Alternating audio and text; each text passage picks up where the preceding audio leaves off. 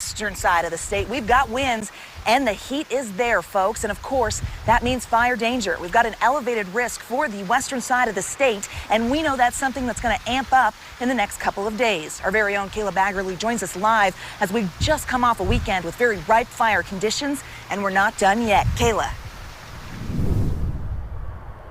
Alana, we're definitely seeing those conditions play a factor in a fire that happened earlier this morning along the on-ramp from I-215 to SR-201. Fire officials do say that the fire started in some grasses nearby and then moved over to some sort of material pallets next to a building. Now, they're not sure exactly what these materials were, but they say they do seem to be some sort of compacted plastic. There are multiple buildings in the area. Luckily, none were affected, but I did speak with some businesses about how they were worried if the fire were to spread any closer. You know, basically that's all we saw were huge plumes of black smoke coming out of there, and you know, all you can really do at that point is stand by and watch.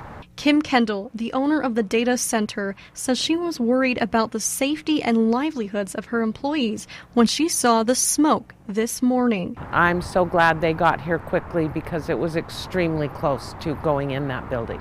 Others, like Western Fence Company nearby, said they had to shut off gas ovens they had and were concerned because they have materials like wood and vinyl that could create a dangerous situation if the fire came any closer to them. This happening shortly after 10 this morning when Captain Sean Mumedy with the Salt Lake City Fire Department says they received multiple calls of a field fire that started at about the size of a tennis court. This wind's coming at us from this south to north direction, and that's kind of primarily, as you'll see behind us, where it ended up blowing that fire. You can see it started, you know, fairly close to this on-ramp, and then as those winds carry that into the adjacent businesses, this is a perfect example of just how dangerous those winds are.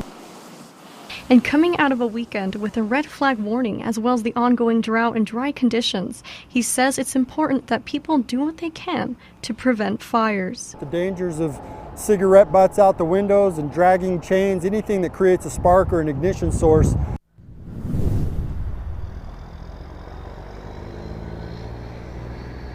Investigators are still looking into the cause of this fire, but are advising people to remember to be careful as we continue into the summer, especially on days like this where we do see an elevated fire risk. Reporting live in Salt Lake City, Kayla Baggerly, ABC4 News.